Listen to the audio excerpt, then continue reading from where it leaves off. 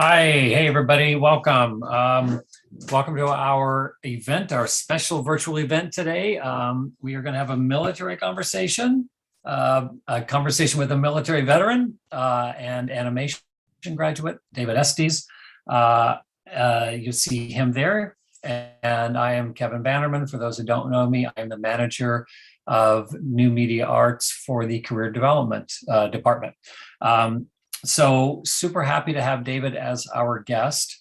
I'm going to run down his bio so you all have some background on him. He graduated from the school in December of 2010. Prior to that, he began actually as a teenager, encouraging multicam shoots of the choir that he was in. When the parents would bring cameras, he started directing them on how and where to shoot so he could edit the videos together. Also did a couple wedding videos. So, clearly he's one of these kids who grew up with the love of business in his blood. And then he was doing this partly to be able to fund his experiments with animation. And he actually created a short film called Flowers that was when he was 17, and it was a finalist at the San Antonio Independent Christian Film Festival. There is a link to that film on his site. We'll get you all that information. But it's fun to take a look at. And remember, 17 years old, doing this on his own. He came from, as you can imagine, in Iowa, and I'm sure some of you can. He came from a very old school, small town mentality. So the career in animation was not something that anybody necessarily cheered or encouraged him in. So he found himself kicked out of his community, and he joined the Army, and he spent over a year deployed in Iraq in order to eventually make it to Los Angeles post his Army career, and then get into the LA Film School. So he studied animation here, and like I said, he graduated in December of 2010. He began his career doing a few commercials, live action films, independent shorts. He'll talk about that, initial path post-graduation and finding his footing.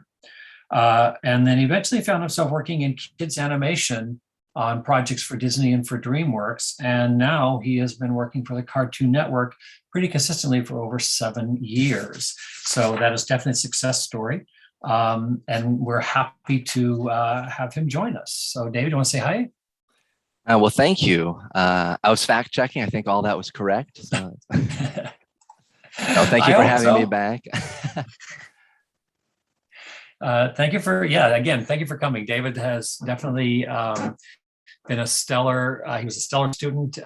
He's actually been involved in the school off and on over the years, which we very much appreciate. So before we get started on our general conversation about your experience at the school and post-graduation, I'm going to ask a wild card question. If you could be any animation character, who or what would it be? I think I would go with Inspector Gadget. Oh. Always got any tool you need right there, but you also have to try to think, use a little bit of strategy, a little problem solving to get through the situations. And then whatever plan you have, you can make it happen because you have the tools. I think that's often what I'm missing is expensive tools. That's great. That's a super great question. And then just a second one, so we get an insight into what's motivating you. What was your favorite movie growing up? The Toy Story trilogy really had a special place for me. The first movie came out when I was really just starting to get into performing and starting to do my own stuff. That and VeggieTales, being in a really conservative community, I could watch VeggieTales. That and Toy Story were kind of some great things. But then when the third part came out in 2010, that was right when I was graduating as well. So I felt, I grew up along that journey as well with that character. So I think that's always, I've had a special place for that film. That's great. I actually worked on Toy Story in its script stage. Oh, fantastic. Yeah. So I helped, didn't do much work on it, but just a little bit of story work. Ended up working. Did you know the storyboard artist, by the way, Ken Matruni? by chance? I think he worked, I don't know if he was on Toy Story, but he worked early. Not They sure. were all, they were all up at Pixar, and I was in LA Yeah. with Disney Animation. So even though we were kind of overseeing and shepherding them, we didn't. I was not the exec on that project, so I never went up Okay. there. He was worked on a project with me, that was kind of cool. You get start working with people that all of a sudden you're like, oh, you've worked on projects I grew up with. It's kind of Yeah, makes it real all of a sudden. yeah, absolutely. Yeah, that's great. That's exciting. All right, so I'm going to ask you why you work in animation. I work in animation because. I, early in my life, animation was, it was kind of the answer to, in a community that doesn't really understand or appreciate this, you can't get a bunch of people together for a long term all at the same time to do live action. I found animation was something I could do most of it on my own, get a couple people to do maybe some voices when it was convenient for them. So I found animation was a way that I could not be stopped by a complete lack of support. It was a way that I could kind of take the reins into my own hands. And that's how it started. I wanted to tell stories and create, and it was a way for me to make it happen without kind of relying on people that weren't following through. Nice. Okay, so let's talk about your military background for a couple of minutes, because I know, the veterans at our school are a very, very significant part of our student body. And I think some of them have, very easy transitions from the military into the school and in the workplace, and some of them have more challenging experiences. So I'm curious to know from you, what during your military time, or during your career in the military, what would you take from that and be able to apply, or do you utilize on a daily basis in your life now, in your professional life? Moving out to LA, starting a new career, that's, a big move and can seem scary. It was a lot easier having just been deployed and, dropped off in Iraq for a year and having to adapt and accommodate. I think one thing that the military really taught me was what a bad day looks like and how to deal with it. I think that really, when you have people that you can rely on, when you can work as a team, you can overcome, whatever issues and obstacles you have. And I think that's in filmmaking in general, but animation especially. It's such a small industry. I think it's, you can take those things if you need teamwork. You don't want to burn bridges because you need that person. In the military, obviously, it's more life or death, but still, when you're working for hours and hours on end, it's really good to know that the people you're working with have your back and are a good team. And that's something I try to take what I learned in the military and apply it that way. That's great. Actually, I love hearing that, because I often have to remind the veterans that a skill that they're bringing is exactly that. They know what it's like to work on a team, to be an indispensable part, and that everyone, as in a production pipeline, and I'm sure there are producers who will tell you, as far as they're concerned, it is a life or death situation if that project is delivered on time. Certainly. So, that the fact that, our veterans know how to not only rely upon each other, but also how to deliver for one another. That it's a good point, even though it's, we're just making entertainment, as some people might try to say, but when you're working on a production, we're often working on 20, 30 episodes at once. And if one thing gets slowed down, everything gets thrown off the rails, and it's, it can be a huge thing. And so I think they definitely appreciate the mentality that I feel is natural in most veterans to, let's get it done. Let's accomplish the goal. And that definitely has, I think, saved a lot of headaches from production, for sure. That's excellent. So in terms of your transition out from the military into school, how smoothly or not smoothly did that go for you? As you were kind of describing in the in the overview, The military was I kind of had to get out of a, bad situation. So for me, it was if I could survive the military and move to LA, that was the goal. So that was I always had that in my mind. Even while I was in the Army deployed to Iraq, I was working on little music videos with the troops. And that was kind of always my trajectory. But one thing that was definitely hard, when you're in the military, you go through basic training and then your advanced training. They train you to be in the military. They don't give you that subsequent training to get back out. And I think there was definitely some of the stuff that I experienced, it took a year or more to even actually hit me of what was going on, and then longer to process it. I'm still, I think, even recently just starting to process some of that. I think it's for me, I've always wanted to be creative, and this was the goal. And I think it was something I was always kind of able to maybe balance it with that, to say I am working toward a goal, and try to just take the military aspects and say that was a stepping stone to get there. And I guess try to use it as a strength as much as possible.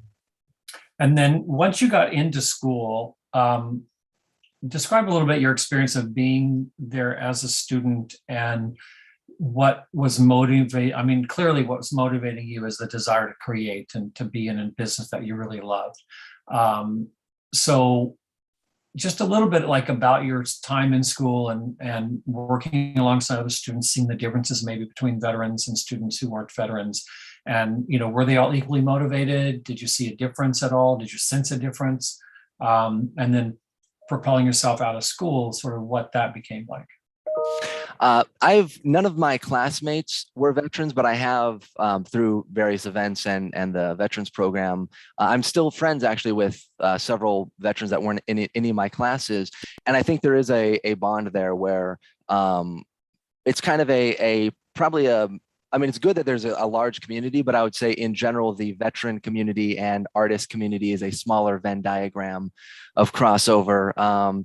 Growing up in my community, I didn't feel that acceptance. Being in the military, I also didn't. So finding other military veterans who can relate to experiences, but also that passion, I think that was a huge thing that, we could maybe be there for each other, strengthen each other.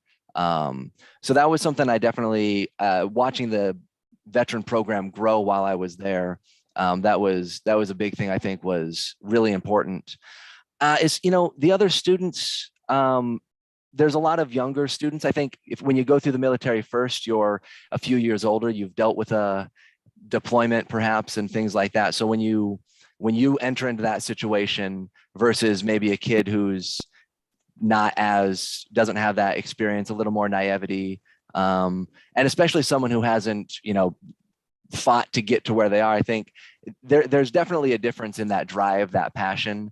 That being said, there's a lot of passionate people, from all walks of life, who dealt with a lot of stuff. So I don't think, it's not like, oh, you weren't a veteran, you didn't, nothing like that. But there definitely is, the veterans have let's get it done regardless of the situation, I think. Yeah. I do want to apologize if I slightly misspoke, because I didn't mean to say the students who are not veterans are not motivated. I certainly didn't mean to indicate that, but I was looking for that. I think you basically answered it. As a veteran, you have a sense of, let's get that done. Let's get through this. Let's focus and fulfill our duty, which in this case is your school, your education. Definitely. I personally loved, when I was going there, the longer it was, we would do one class for a month. And I think for me, that worked really well. You focus, you've got a mission accomplished. I know I'm not quite sure how the programs are working now, but it's still the same. Cause for me, that worked really well. You take one topic, you tackle that, you master it, and you move on. I felt that almost, I don't know if that's military exclusive, but that definitely helped, here's a task, overcome it, instead of just, we're doing semesters and random classes. That was something that I really was attracted to in the school. Oh, that's cool. That's great. I'm glad that I never really heard it put that way, that kind of focus. That's great. So in terms of then graduating and getting out of school, um, talk a little bit about what that transition was like, how difficult or how easy or smooth it was, sort of what you had to work on initially and finding your footing. Because I think that's a huge thing for any student graduating is now I've got my degree, where do I find my career? Now what? Yeah. Yeah. Oh, well, I right away while I was still in school, one of the teachers actually was doing a commercial for a bar just that used to be behind the film school. I don't think it's there anymore, but started working on there. And then as soon as I got out, I had a job at a small live action studio. But I think one of the biggest, when you come out as a veteran, you're a few years older, you've experienced deployment, combat, you've got a lot of experience in that regard. But as far as business sense, we're just as, coming out, have no idea what to expect, what's going on. I didn't know there even was an animation union or guild. So the first time I had experienced that, I was, very much, what does that mean? And what does that mean? So it was the first several years, there was a lot of struggle, a lot of trying to get jobs, trying to get the next job, building up the resume, finding the contacts, networking. And that was definitely a big struggle. For me, there were several years where I ended up, I went back to, I went to a community college for a semester just to use my GI Bill, just to make sure I had money for a semester, because things were tight. But there were always, every job I got, every connection I made the next one easier. You have more information on your resume, better stuff in your demo reel, more connections. And pretty much every job I've gotten has been through word of mouth. And that, that's really been the journey. So starting at a small studio, someone recommended me for someone who was working on a Disney project, and I kind of got attached with them. They asked me to stay on for, the rest of the project. And then someone who knew me there brought me into Cartoon Network. And it's just been through various contacts through there. Kind of going back to what I said earlier, it's such a small industry. I know people like it every studio now, just because everyone that's worked on one thing has gone off to, all these other studios. And I think that's really just been the journey, is constantly looking at what do people need, if there's a job, kind of taking it, stuff that I've had no idea what I was doing, but you're like, yeah, I'll do that. But it's led to some great opportunities, some starting with live action, working on set, doing the visual effects, and then now moving into the kids TV, which is a whole other animal, but it's a lot of the core principles are the same. So it's been a kind of a whatever's there, latch onto it and ride that as far as you can.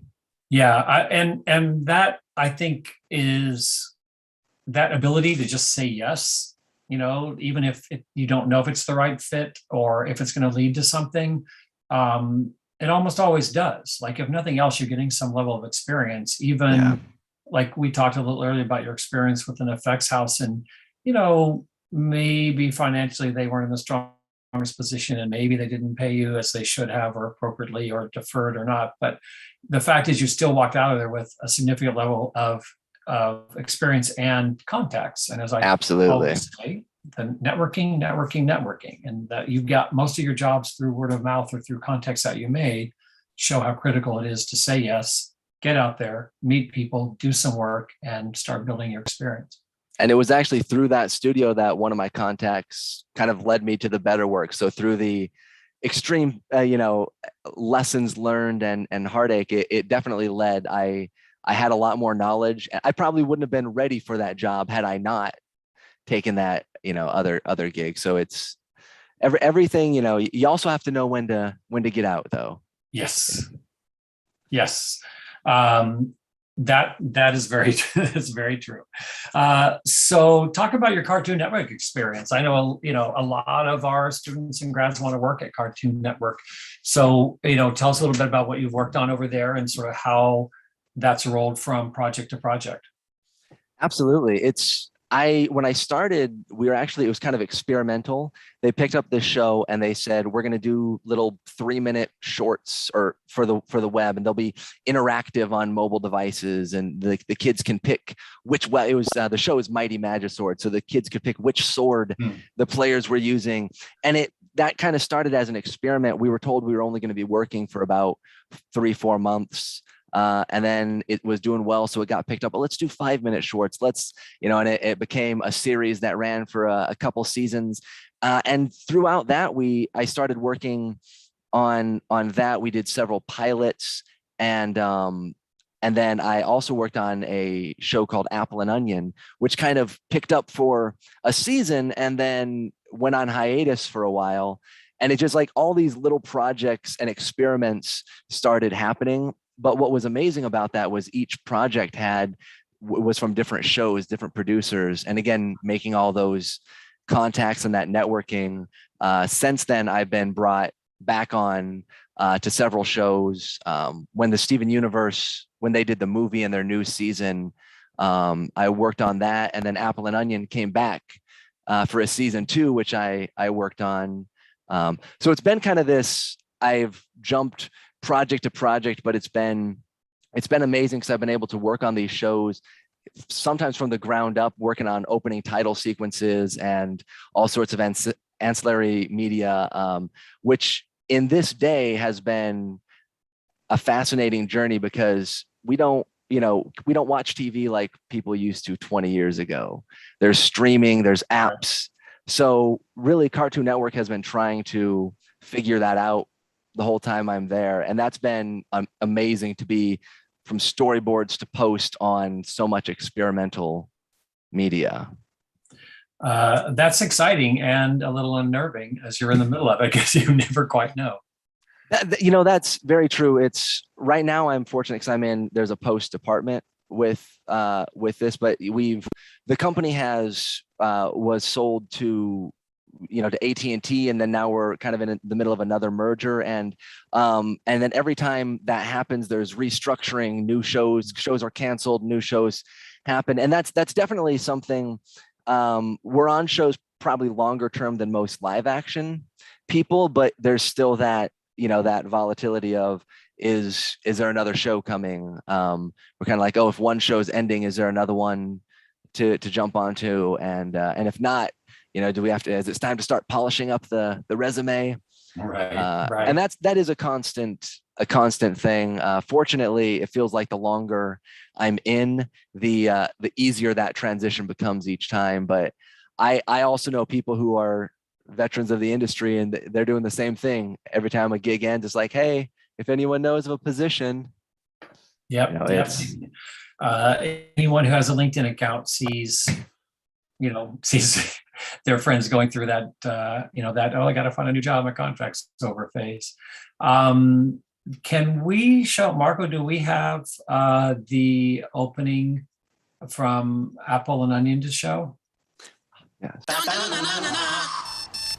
Apple and onion, today's another day. Apple, onion, we do things our own way. Apple and onion, having lots of fun. Apple and onion. Great. Nice. So, yeah, that's a very cute show. And on that particular sequence, how much of the work on that did you do? So I composited the whole thing. That opening sequence as it's going between the buildings, I created that with flat assets for the kind of fake 3D going through there, and then kind of some of that ending transition as the logos coming out.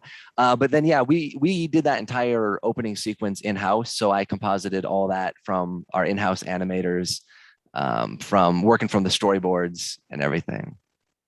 That's very cool. And do we have the other opening sequence that we could show?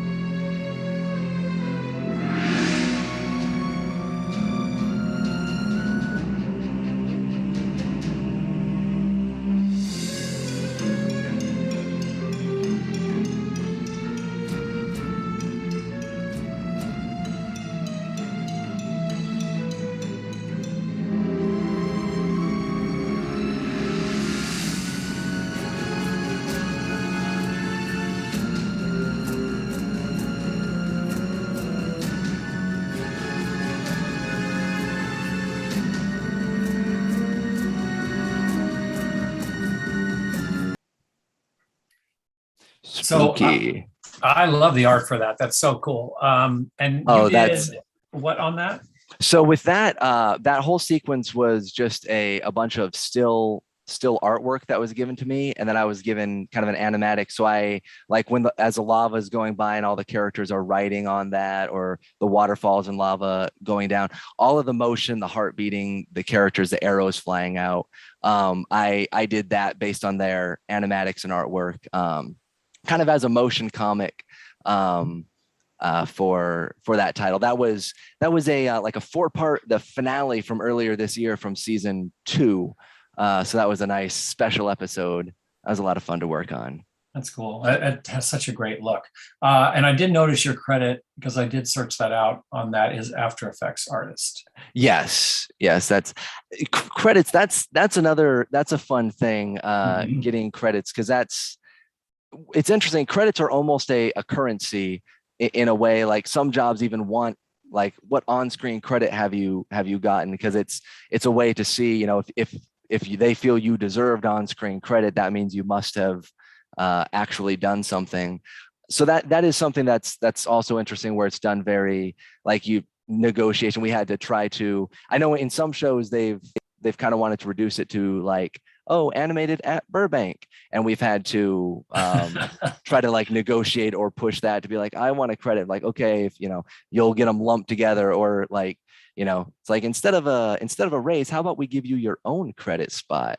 You know, there's a little bit of that stuff, but it's like, oh, now it's prominent, now I look more important, which will be, you know, significant when, you know, there's some of that stuff which is kind of fascinating, how even credits are, it's like, it's just text on the screen, but apparently there's a whole negotiation behind it. Yeah. And as a former student executive, I've actually had that exact conversation of, hey, we'll give you this credit, but not this money. Yes. So yes. I get it. So what's the, is there a credit that you are most proud of? That's interesting.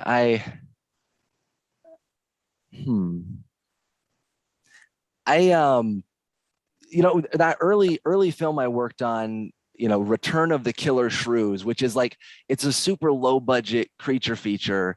And you know, it was fresh out of film school, and I did, like, all the animation, and there was one other guy that did the effects. So it's like, with all those caveats, I'm very, you know, what we did was amazing. It's, you know, super low budget, but, like, being on set and having that kind of problem solver nature, I was visual effects supervisor on that, and that was, I loved that. Like, little things, like there was a CG snake, and that wasn't planned for, so it was like on the spot trying to problem solve, give them a prop to interact with, so they could be like, okay, this rock is going to be the snake. I loved that, even though it might not have been a great prestigious, you know, huge like Cartoon Network and Disney. Some of those are much bigger names and really fun projects, but the amount of kind of creative control and problem solving I had on there was, I think, was a huge jumpstart for the industry. So I definitely, even though, you know, no one's heard of the movie, but it was I got a lot of experience and had a lot of fun. Yeah, the work is legit. It doesn't, you know, you can't judge the work simply by the title of the project. And I think it's important to, you know, for those students who are graduating, and looking for their first jobs, don't overlook, you know, don't be judgy, I guess. Like, take the work that's out there, right? Because Return of the Killer Shrews may not sound like an impressive movie title, but you got great experience on it. And I will say, you know, speaking of that, I had a lot of friends coming right off of that time. The Avengers movie was coming out, and a lot of them did stereoscopic work on the 3D conversion for Avengers while I was working on this creature feature. And yeah, there was a bit of that, like, I had the opportunity to kind of jump ship over there, which I know that's a terrible thing to do, abandon a project in the middle of it. And, you know, it's easy, though, to get that mentality of like, oh, but that's a big Marvel film, that would be great. Unfortunately, just due to the nature of where they're working, I don't think that company really did a lot of callbacks to people. I think they just needed bodies to work on this massive film. And I think I got a lot more contacts and experience and growth, even though it was a small film versus one of the top 3 films of all time or whatever. It's, I think I gained more experience from that. Yeah, that's great. I just think it's such a great lesson. You mentioned the Animation Guild and not having known anything about it while you were in school. Talk a little bit about like how you joined, why you joined, and what it does for you, and also in terms of like the IATSE strike that almost happened. Was the guild involved in that? So with the guild, not basically what happens is if you are a union studio like the Cartoon Network, Disney, DreamWorks, they are union studios, so they have to hire people that are in the animation union. When I first started and I was working on, with the smaller houses, I didn't have to have that. And so when I first got that gig that was originally going to be 4 months, that was my first experience. The Animation Guild they were fantastic to work with, though. When I told them this is supposed to be a 4-month gig, I don't want to, because you have to pay into it. You have to pay a lump sum to join the guild, and then you pay quarterly. And I was like, I don't think that's smart for me to pay this huge lump sum just for a small gig. And they said, that's fine. If it's only 4 months, we'll be fine. But if it continues, then we'll have to, they were really good to work with me. And then when it did end up continuing, I joined. And after you pay the lump sum, you're in, and they look after you, because your jobs, they really can't provide a 401k or healthcare or anything that has any consistency, because a lot of jobs don't last that long. So the union, the guild, really allows you to maintain almost like you're at a job for years. You get as long as you have enough hours at a union studio, you continue to get really good healthcare, and 401k and that sort of thing. And they make sure Cartoon Network or wherever you're working is paying into those funds. And that way you don't have to negotiate that as a part-time or contractor yourself.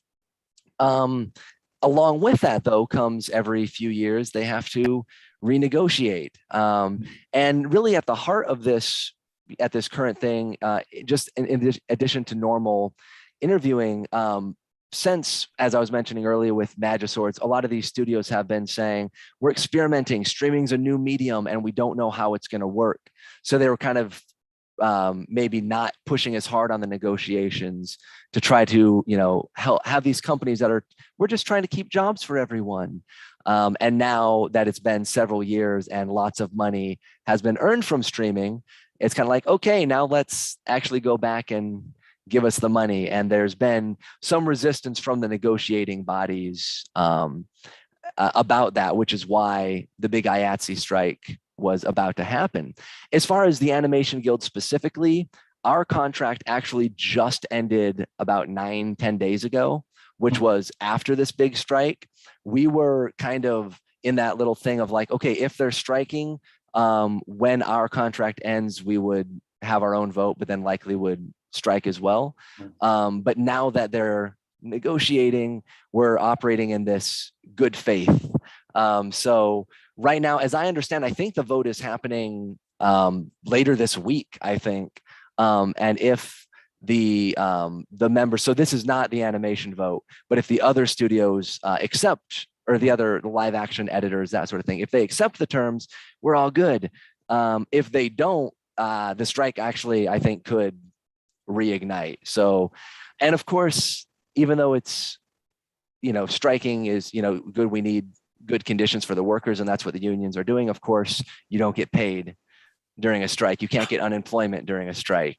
So that's kind of the, hold out for better conditions in the long run, but right now that's hard. And especially since a lot of us are working gig to gig, that puts another strain. And that's unfortunately the power of the studios kind of hold. Oh yeah. So when you remember the Animation Guild, a member of that union, can you work on non-union shows? Do they allow that? So yeah, they are, as long as it's mostly it's that one-sided, there to protect you on the union side, to make sure that those shows are up to standards and things like that. Your union show, or if you work on a non-union show, those hours just don't count toward any, like, you have to have a certain number of hours within a time period in order to qualify for health insurance. So you're fine working at the non-union shop, but then it just doesn't count. So a lot of people I know take freelance work. I've done, people, usually you're in between gigs, you're either working on your own projects or some sort of freelance. And so the union's very accommodating to that. Great. And just on the topic of creating your own work. So in the information about David, you'll see a link to a series of videos that he did not that long ago, just last year, right? I think last summer, that are videos that he created based on his Army experience. And they're so worth watching because they're like 2.5 minutes long, and they're sort of telling tales of his Army experience. Well, I shouldn't describe him. Dave, you want to describe him a little bit? Certainly. It's like you said, there's a 10-part little series. Each one is 2 to 3 minutes long. Each one is kind of its own standalone story, but there's a bit of an arc kind of going from when I joined basic training, reception, that sort of thing. And it kind of ends with the deployment to Iraq and some of those experiences and how, it's kind of me reflecting on it. I do a little bit of, there's some animation, some recreation, and then some just me talking and telling the story. But for me, it was kind of a way to tell these funny stories and also talk about these experiences in a way that I could be as random, and I could use all of my, the things I have, like the green screen and doing little recreations and animations. But I don't know, these stories are, I think everyone can appreciate them, but it's also kind of shows a weird world that a lot of people are not familiar with. And that was kind of my goal with those. They're so entertaining. I just want to emphasize the level of humor in them. And David is like this one-man army himself in terms of entertainment. Like, you cast yourself, you split screen yourself, you're writing these. There's a great deal of humor in them, and he's doing the animation and some After Effects stuff in them. And I think the reason I recommend that everyone go watch these is because they create a calling card. Anybody could look at this, and on one hand, there's David's After Effects credit on Victor and Valentino. There's his, effects supervisor work on Killer Shrews. There's all those kind of things like that, but they don't even begin to encompass the range of his talents and his humor and his creativity. So he's created a series that anybody can go and look at and go, oh, shoot, this guy could be a content creator. Like, he could actually do more than we're just having him in this little, right now he's doing this, but he could be doing so much more. And the value of that can't be underestimated, of finding your voice and putting your voice out there, even though those aren't related to his career at the Cartoon Network. They are showing an incredible, valuable side of his talent. So I really recommend everyone go and watch those. And they're funny. They're fun. They're fun to watch. Well, thank you so much. Absolutely. One thing kind of to that, I've done a little bit of pitching. Nothing's been picked up, but one of the things they really do want to know is what's your social media. And I'm terrible with, I'm fine like interacting, or if I've got, engaging or performing, but like just doing that social media, like, hi, here's my sandwich for today. Yeah. I'm, that's hard for me, but it's really important to kind of have this online presence, to create things, because it's, that is something they look for. If you do want to create something and try to get like something picked up, they do want to know, all right, do you have, what do you have? Let's see. Like you said, you want to be able to see what is your persona beyond a resume, beyond a demo reel. Let's see you. Which is, and that's exactly what they get a window into. So all the social links are in the description. And there's another link in there to David's game on Steam. So let's talk about that, like being, again, yet, more facets to your character. Tell us about your game design. Thank you. This is so my background here is the loading screen from the game. That's what I'm sitting in front of. I've always loved, kind of the simulator management type game, and I've kind of dabbled with programming all my life. It's just something I've kind of been around. And we were in this pandemic, and I had kind of had this idea for a while, and then I just thought, I'm just gonna do it. I'm gonna make it. And so I decided to make this game, Animation Studio Manager, where you are managing an animation studio. I thought it was a very descriptive title. But the idea is, the story of it is your mom is a big shot producer. She has no confidence in your ability. And so, but due to nepotism, you now find yourself running a little animation studio. And the game kind of takes you through growing your first few employees, growing up to a full production studio, and then gets into the actual, how do you actually win awards? Well, you have to, win over the critics and bribe them, because it's not really about the artistic merit. It's about selling your soul and being corrupt. Mm-hmm. So the game really plays off of those ideas people have of the industry about, oh, you have to sell your soul to make it. So I'm kind of taking a sarcastic look at that side of the industry, but while trying to do something that feels, hopefully to people that are in the industry, feels like, yeah, that's a pretty accurate representation of how things work. So that was kind of the goal. I love the idea of that game, and particularly because I don't know how many conversations I've had with students and grads about, I want to open my own studio. Whether it be animation or games or visual effects. And I think this is a great way to kind of look at the landscape. Some of the logistics and Exactly. Like, oh, you mean I have to hire people, I have to negotiate, I have to write contracts, like I have to build a team, I have to create a pipeline, like what? And that's just the beginning. Yeah, so I think we have a trailer. That the game is on Steam, and the link is in the description on that you'll see below your screen. But I think we have the game trailer that we can run. You will fail. At least that's what your mom told you when you said you wanted to be an animation studio manager like her. Having no faith in you to do this on your own, she helps you get started, but it's up to you to survive. Will you seek power and corruption, or stay more pure and artistic? Or maybe you'll just go bankrupt and prove her right. Keep your employees happy and your bank full as you grow from creating web shorts to TV seasons to epic franchise films. With any luck, you'll win some awards and prove your mom wrong.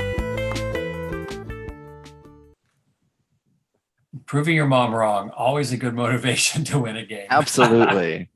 What's funny is one of the things I love, you create, working on this, and there's you put a lot of time into the mechanics. You got to make sure when this person creates something, they create the inventory, and it costs, you're doing a lot of that under the hood mechanics.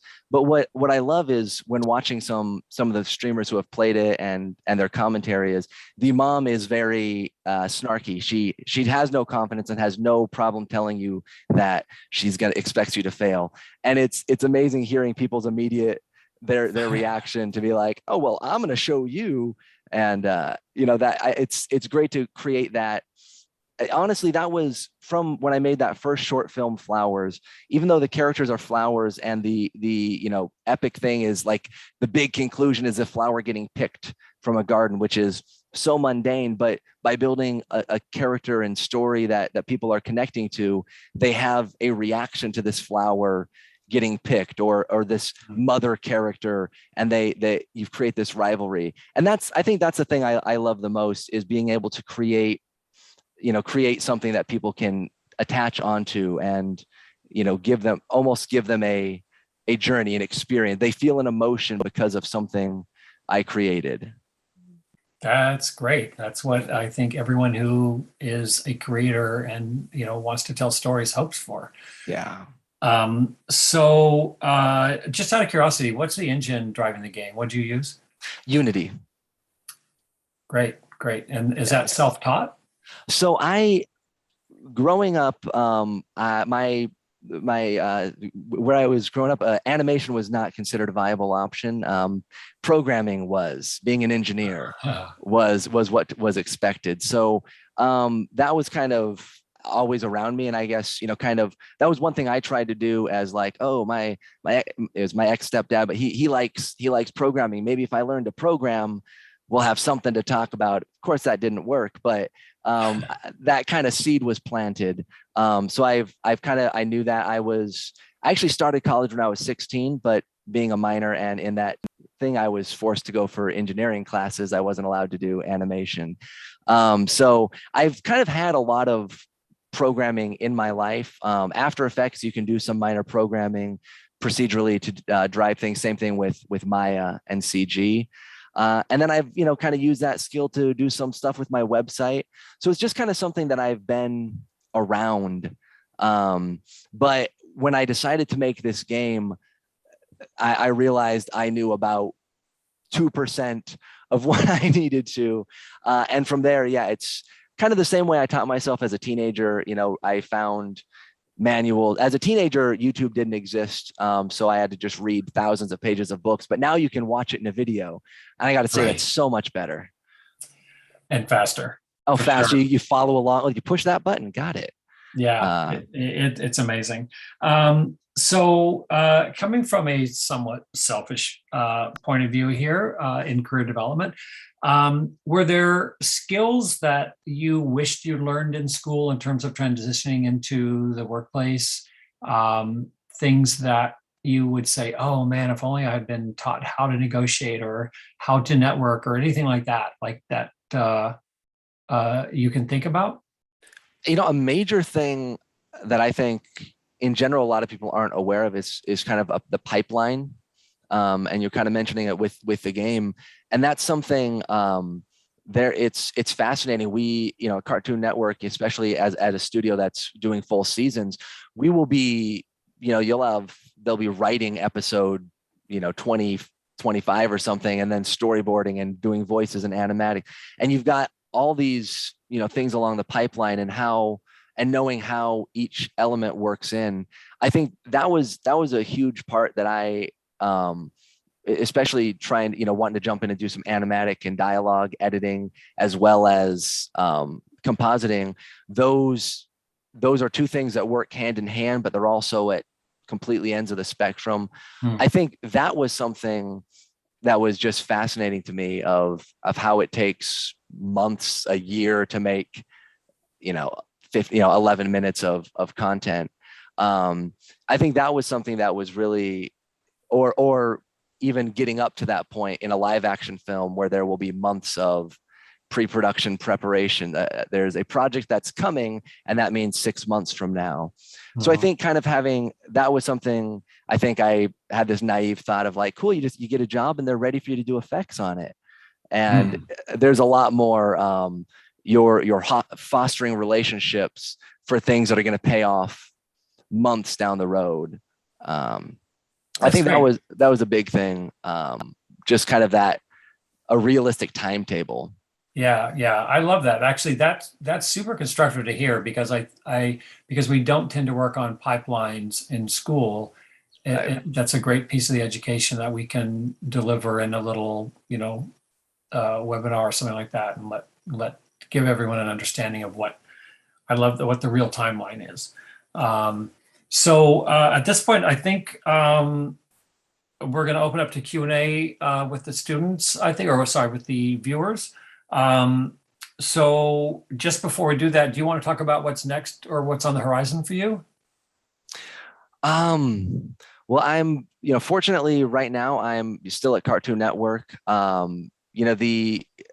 With the pandemic, working from home, and then the company kind of going through a lot of transition, there's a lot of opportunity, but a lot of question mark as well on what's coming next. I've been working, finishing this game. The game is in early access, meaning it's, I'm still, the last couple of levels are still developing. I'm taking feedback and applying that. So I'm definitely doing that on my own. I'm pitching a few projects with a buddy.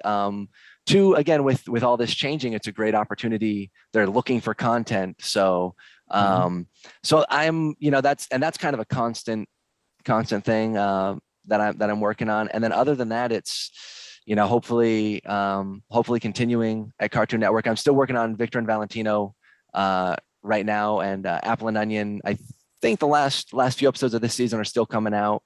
And then Victor and Valentino, the new season just started up. So that's kind of the current. And then beyond that, I don't know, but I would hope there's years more of Cartoon Network shows.